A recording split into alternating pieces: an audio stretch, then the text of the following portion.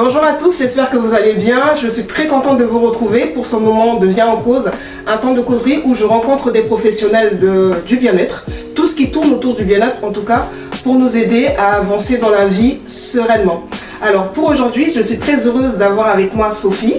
Bonjour. Bonjour Sophie, comment vas-tu? Ça va et toi? Je vais très bien, je te remercie. Alors, tu es organisatrice d'intérieur. C'est ça, Voilà. ou professionnel de l'organisation, ou coach en rangement, ou home organizer, appelle-le comme tu veux. Ok, j'aimerais que tu m'expliques. Parce que c'est vrai que, j'ai envie de dire c'est un métier rare. Enfin, ça fait partie peut-être des nouveaux métiers. Parce que ça, c'est quelque chose que je ne savais pas. D'accord. Vous allez comprendre pourquoi. Elle va nous expliquer, si tu veux bien nous expliquer ce que tu fais exactement, comment tu interviens, etc. Alors c'est un métier qui est vu le jour en parallèle avec notre société de consommation, de surconsommation comme on peut dire. Ouais. C'est un métier qui est apparu il y a plus de 20 ans aux États-Unis et qui commence à se démocratiser un petit peu en Europe. D'accord. C'est vrai que quand on s'en sort pas avec son ménage, on sait qu'il faut appeler une femme de ménage. Quand on ne s'en sort pas au niveau psychologique, on consulte un psy. Quand on a envie de perdre un peu de poids, on appelle un coach sportif. Mais quand on ne s'en sort pas avec son désordre, on n'a pas forcément le réflexe de faire appel à une organisatrice d'intérieur. C'est vrai que des fois, quand on est surchargé, on a tendance à appeler la femme de ménage. Et il y a quelque chose que tu as dit que je voulais relever. Quelle est la différence entre, du coup, nettoyer, enfin, faire appel à la femme de ménage pour nettoyer, et quelle est la différence entre toi, ce que tu fais, et la personne qui va venir pour nettoyer? Alors, une home organizer n'est ni une femme de ménage, ni une décoratrice d'intérieur. Oui. La femme de ménage, elle va venir et faire du propre et faire en sorte que ça dure et que chaque semaine, elle revienne pour redonner un coup d'éclat à votre maison. C'est quelque chose qui revient, si tu veux. La home organizer, c'est plutôt du ponctuel. C'est-à-dire que je viens, on fait du tri, on désencombre, on réorganise, on met en place certains rituels pour que le désordre ne revienne pas. Et voilà, vous êtes lancé, vous avez une nouvelle maison qui est organisée. Je ne fais pas du tout de ménage, mais je fais le tri justement. En général, les femmes de ménage sont contentes après parce qu'il y a beaucoup moins de choses à déplacer. Même pour vous, pour faire le ménage, c'est beaucoup plus rapide. Parce que si vous avez plein de choses par terre pour passer l'aspirateur, c'est compliqué. Une fois que c'est désencombré, vous avez plus de temps pour vous. Et qu'est-ce qui fait qu'on arrive à un certain stade de sa vie et il y en a de partout, au point où on ne sait pas par quoi commencer du coup pour désencombrer? Qu'est-ce qui cause ça? Il y a énormément de causes différentes. Ça peut être un burn-out, c'est très courant de nos jours. Ça peut être une grossesse inattendue ou des jumeaux. Voire plus. Ça peut être un problème physique où vous avez un souci de santé à un moment et forcément ça s'accumule. Ça peut être un déménagement, vous passez d'un 140 mètres carrés à un 90 mètres carrés. Ça peut être un mariage, un divorce, voilà, des choses comme ça. Et souvent, ça peut venir d'un héritage. Parce que on veut tout garder. Oui, c'est vrai. Parce que les grands-parents ont tout gardé, parce que les parents ont tout gardé. Et sauf que on n'habite pas dans des châteaux. Et de prendre des choses qui ont été dans une maison pour la mettre dans notre maison qui est déjà pleine. Voilà, au fur et à mesure des années, on accumule. Et il y a aussi le fait de cette société de consommation qui fait qu'on a tout le temps envie d'acheter des choses dont on n'a pas forcément besoin. Voilà, toutes ces petites choses, c'est propre à chacun, les profils sont différents, mais il y a toujours un élément de déclencheur qui fait que on s'est laissé dépasser ou on a abandonné. Se laisser dépasser, Voilà. Et qu'est-ce que tu pourrais recommander en fait aux personnes qui... Enfin, ce que tu viens de dire, ça fait écho chez eux et ils ont envie de se lancer dans cette démarche-là. Qu'est-ce que tu pourrais leur recommander? Alors surtout de commencer petit. C'est-à-dire que si vous voulez ranger toute votre maison, ne vous dites pas allez, dans 2 jours c'est fini. Ça c'est clair que non.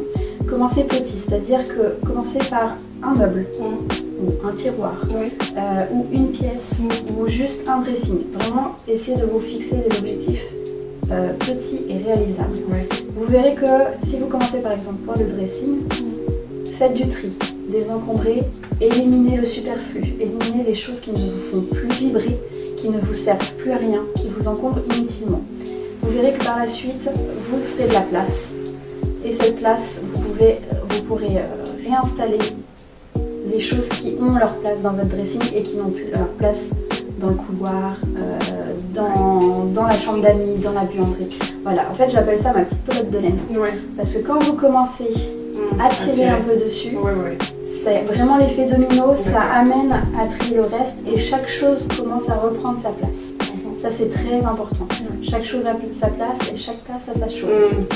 Ça vous permet de gagner du temps derrière parce que vous ne cherchez plus et vous savez où ranger. D'accord. Est-ce qu'on peut faire le lien entre du coup ton métier et le bien-être? Bien sûr. En fait, je le compare souvent au sport. Le sport, tant qu'on ne l'a pas fait, on ne sait pas le bien-être que ça procure. C'est vrai. Le rangement, c'est exactement pareil. À partir du moment où vous n'avez jamais essayé de vraiment faire un bon tri, alors il y a une méthode, bien sûr, déjà la méthode des petits pas, faire petit à petit, mais tant que vous n'avez pas essayé de faire du tri, du rangement, et de voir ce que ça procure comme joie et comme lâcher prise, vous ne pouvez pas savoir. À partir du moment où vous commencez à mettre les mains dedans, c'est un peu grossier comme expression, mais voilà, vous vous rendez compte au fur et à mesure que déjà le fait que ce soit qu'il n'y ait plus de pollution visuelle, que vous ayez remis en avant les choses qui vous plaisent, qui vous font vibrer, c'est vraiment hyper important. C'est vrai. Et c'est vrai qu'en triant, souvent on retrouve des trésors. Tu dois avoir des témoignages des clientes qui te font part en fait de leur soulagement suite à ça. Oui, c'est vraiment l'effet waouh. Parce que en fait c'est des situations qui sont, c'est pas des situations qui datent de 2 jours. C'est sur des années et des années et voilà, ça s'accumule et ça fait des années que ça dure comme ça parce que on ne sait pas par où commencer, on ne sait pas à qui demander l'aide parce que on n'ose pas forcément demander aux proches par honte ou parce qu'on sait très bien qu'on va se prendre des réflexions très désagréables. L'avantage du professionnel, c'est que nous rien ne nous fait peur, on est là pour ça, on est là pour en découdre, on n'est pas là pour vous juger, on travaille avec bienveillance, on a une méthode, on en discute avant, mais 2 heures de diagnostic en premier lieu, ils sont hyper importants parce que ça va pas être comme à la télé où on arrive chez vous, on commence à retourner et dire donc il y a du bazar. Bon tu vas me supprimer 50% de tes affaires.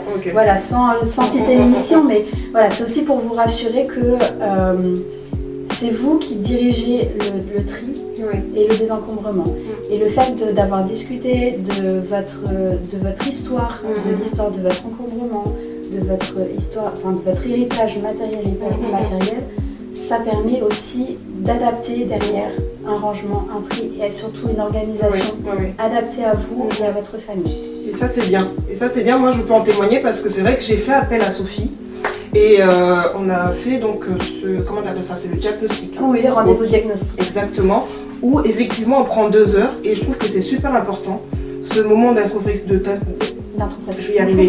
d'introspection où tu prends le temps de poser des questions. C'est-à-dire que je me suis assise, j'ai dit c'est vrai qu'il y a eu ça, ça permet de savoir.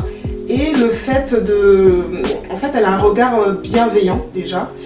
Elle rentre dans une pièce, elle sait comment agencer certaines choses sans jugement. Et ça, c'est super important.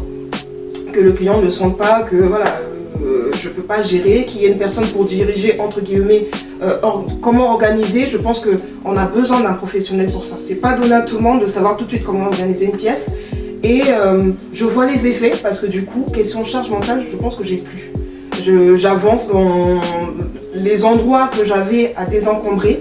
Je sens que là je respire, je peux aller faire ce que je veux, j'imagine même ce que je peux faire de telle ou telle pièce et je trouve ça génial. On n'y pense pas souvent, mais pensez-y. Je dis beaucoup le mot penser parce qu'il faut vraiment penser à faire appel au service d'une professionnelle de l'organisation. Et comment on fait si on veut te joindre du coup, ma petite Sophie? Eh bien, j'ai un numéro portable. Je suis sur Instagram. Voilà, est-ce que je pourrais le noter? Qu'est-ce que tu autorises à noter sur la vidéo? Ton numéro de téléphone, ton Instagram, tout? Voilà, sachant qu'on peut faire un premier rendez-vous téléphonique d'une demi-heure, voire plus, voire moins, si vous avez besoin, pour que vous m'exposiez vos problématiques, qu'on en discute un petit peu. Et après, vous verrez, en fonction du feeling, de voir si vous vous sentez prête à passer à l'action. Sachant que mes 2 heures de rendez-vous, l'idée est surtout de vous faire déculpabiliser, prendre conscience que si vous en êtes arrivé là, c'est pas forcément de votre faute, c'est aussi les aléas de la vie qui font ça. Pendant ces 2 heures, comme a dit Karine, on visite votre maison, votre appartement, votre espace de travail aussi. Je vous aide aussi, donc que ce soit un local, un atelier, un bureau. Pour que je puisse scanner votre maison, vous apporter mes premières astuces, mes premiers conseils pour désencombrer. Et j'adore vous donner mes petits devoirs à la maison. Donc rien de fou, mais c'est vraiment juste des petites actions à mettre en place, des petites choses à commencer vous seul pour voir si vous êtes prêt et pour vous donner l'impulsion aussi. Et comme je vous disais, la petite pelote de laine, en fait, le fait de commencer, ça va vous donner envie. Et ça vous permet d'appliquer mes conseils, de voir si vous pouvez faire seul. Et si vraiment vous vous sentez dépassé, hop, vous m'appelez, Sophie, il faut que tu viennes. Et puis on voit combien de temps vous avez besoin pour qu'on organise tout ça. Super, en tout cas c'est super intéressant d'en savoir plus sur ton travail. Je vous encourage vraiment à vous lancer dans ce type de démarche qui va permettre un peu d'avoir l'esprit clair, d'avancer sereinement, d'avancer dans un endroit plutôt calme, organisé. Ça fait un bien fou, vraiment je le recommande à tout le monde.